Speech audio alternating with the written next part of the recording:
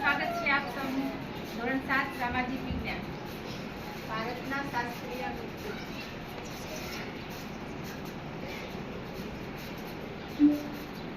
ભારતના મુખ્ય શાસ્ત્રીય નૃત્યો.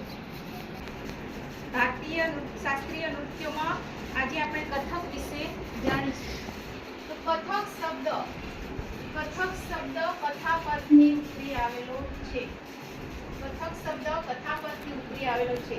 કથાકાર પોતાના હાવભાવ અને સંગીતની કથાને અલંકૃત કરતા હતા. ગુજરાતીમાં એક કહેવત છે કે કથન કરે સો કથક કહાવે. કથન કરવું એટલે કોઈ એક વિષય પર કહેવું કે બોલવું. તો કથકમાં ખાસ કરીને 15મી 16મી સદીમાં ભક્તિ આંદોલનના પ્રચારને કારણે ઉત્તર ભારતમાં કથકનો ખૂબ વિકાસ થયો હતો. કથકના વિષયોમાં રાધા અને શ્રી કૃષ્ણની કથાઓ, જે રાસલીલાઓ કહેવાતી, તેનો સમાવેશ થતો હતો.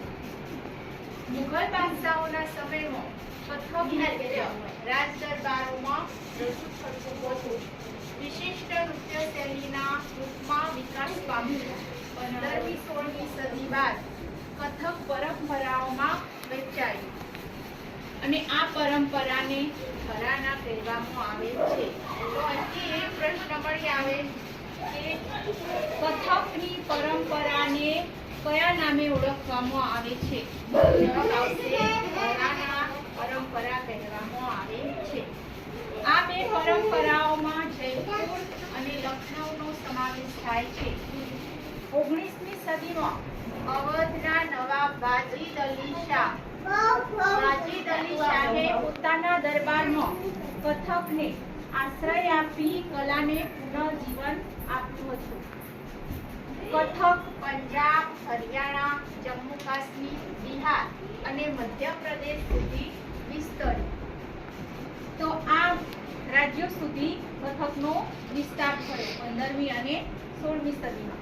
સ્વતંત્રતા મળ્યા પછી કથકને 6 શાસ્ત્રીય નૃત્યોમાં સ્થાન મળ્યું. આજે કથક ભારતીય સંસ્કૃતિનું અભિન્ન અંગ બની ગયું છે.